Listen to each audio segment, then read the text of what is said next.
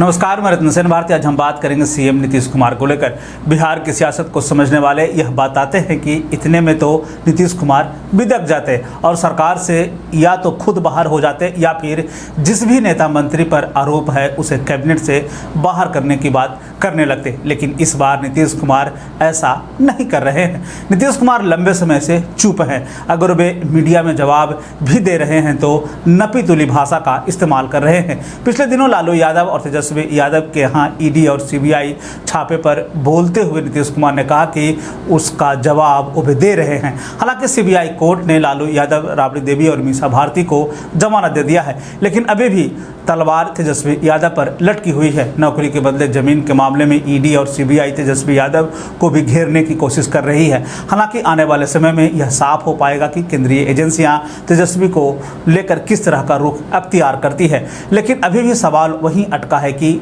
नीतीश कुमार चुप क्यों हैं? वे इन सभी मामलों पर मुखर होकर क्यों नहीं बोल रहे? तो चलिए आपको कुछ बिंदुओं की ओर ले चलते हैं जहां से आपको यह लगने लगेगा कि आखिर नीतीश कुमार इन दिनों चुप क्यों हैं। दरअसल महागठबंधन में राजद और जदयू के बीच में खटपट की पहली खबर सामने आई थी सुधाकर सिंह को लेकर। सुधाकर सिंह नीतीश कुमार के खिलाफ मुखर होकर अपनी बात कहते रहे हैं। उन्होंने नीतीश कुमार को शिखंडी, हाईटेक भिखमंगा, न जाने कितने अशोभनीय शब्दों का इस्तेमाल किया। इस पर जदयू ने राजद पर हमला भी बोला और कार्रवाई की मांग की। राजद की तरफ से आई प्रतिक्रिया में यह कहा गया कि हमने उन्हें शो कॉज नोटिस भेज दिया है। हालांकि उस नोटिस के जवाब के बाद किसी तरह की कोई खास कार्रवाई नहीं हुई। हालांकि उन्हें कृषि मंत्री के पद से जरूर हटा दिया गया था और नीतीश कुमार ने सुधाकर सिंह पर कार्रवाई के लिए तेजस्वी यादव को स्वीकृत किया कि आप ही जो है उन पर कार्रवाई कर सकते हैं। ताजा मामला रामचरितमानस को लेकर है। बिहार विधान परिषद में नीरज कुमार और विधायक संजीव मुखर होकर अपनी बात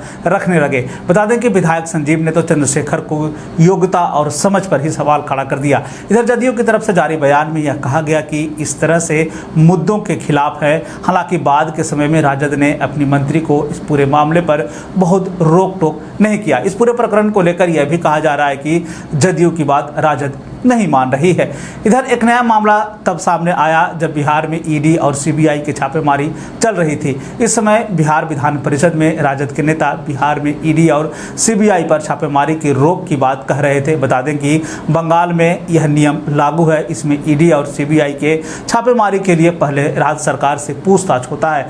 इसी तरह के नियम बिहार में भी लगाने की बात कही जा रही है। राजनीतिक जानकार यह मानते हैं कि राजद जदयू पर एक दबाव की स्थिति बना रही है। इन सब के बीच में राजनीतिक जानकार ये भी बता रहे हैं कि बिहार में फिलहाल 2017 वाले हालात नहीं बनते दिख रहे, क्योंकि उस समय और इस समय में जदयू के विधायकों में एक बड़ा अंतर है। उस समय जदयू के विधायकों की संख्या लगभग 70 के आसपास थी, जबकि वर्तमान में 45 है। ऐसे में जदयू किसी भी तरह का रिस्क लेना नहीं चाहती है। लेकिन एक बात यह भी कहा जा रहा है कि नीतीश कुमार की अगली चाल क्या होगी यह कोई नहीं बता सकता। ऐसे में नीतीश कुमार की चुप्पी के पीछे कई राज छिपे हैं। एक बड़ा राज जो हमने आपको 3 अलग अलग पॉइंट के बारे में बताया। पहला, पूर्व कृषि मंत्री सुधाकर सिंह का मसला, जिसपे कि आरजेडी ने कोई बड़ी प्रतिक्रिया जो है वो नहीं दी। दूसरा, प्रोफेसर चंद्रशेखर जो कि रामचरितमानस को लेकर लगातार मुखर है। जदयू उनके विरोध में लगातार अपना बयान अख्तियार कर रही है, बयान दे रही है और विरोध में बोल रही है। तीसरा मसला जो है ये ईडी और सीबीआई का है, जिसमें कि नौकरी के बदले ज़मीन का जो मामला है वो निकलकर सामने आया है।